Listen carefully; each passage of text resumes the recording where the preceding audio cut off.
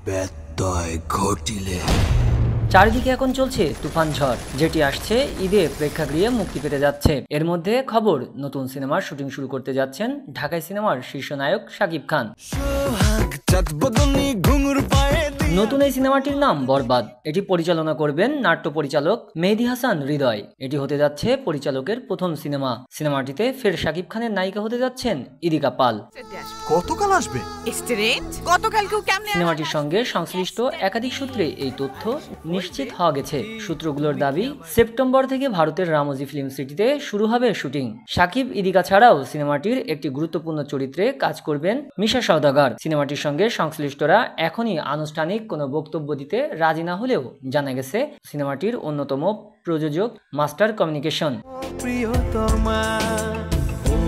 গেল বছর ঈদে মুক্তি পায় তরুণ পরিচালক হিমেল আশরাফ পরিচালিত সিনেমা প্রিয়তমা। সিনেমাটিতে শাকিব খানের সঙ্গে ছিলেন কলকাতার অভিনেত্রী ইদিকা পাল। এই সিনেমা দিয়েই বড় পর্দায় অভিষেক ঘটে এই অভিনেত্রীর। প্রথম সিনেমাতেই জনপ্রিয়তার তুঙ্গে ওঠে শাকিব খান ইদিকা জুটি। তারপর বাংলাদেশের কবি নামের একটি সিনেমায় শরীফুল রাজের বিপরীতে অভিনয় করছেন ইদিকা।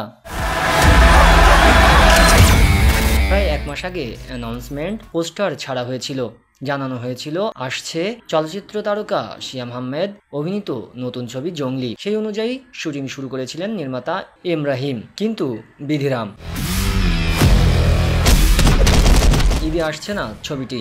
নির্মাতা এম রাহিম জানান, আমরা চেষ্টা করেও পিছিয়ে এসেছি, কারণ সময়ের অভাব। টানা শুটিং করেছি আমরা। একই সঙ্গে ভারতে চলছিল ছবির পোস্ট প্রোডাকশনের কাজ। শুটিংয়ের পাশাপাশি ডাবিংও চলছিল ঢাকায়। মে মাসে আউটডোরের শুটিংয়ের সময় প্রচণ্ড গরমে ইউনিটের অনেকেই অসুস্থ হয়ে পড়েন। তবুও আমরা কঠোর পরিশ্রম চালিয়ে গেছি।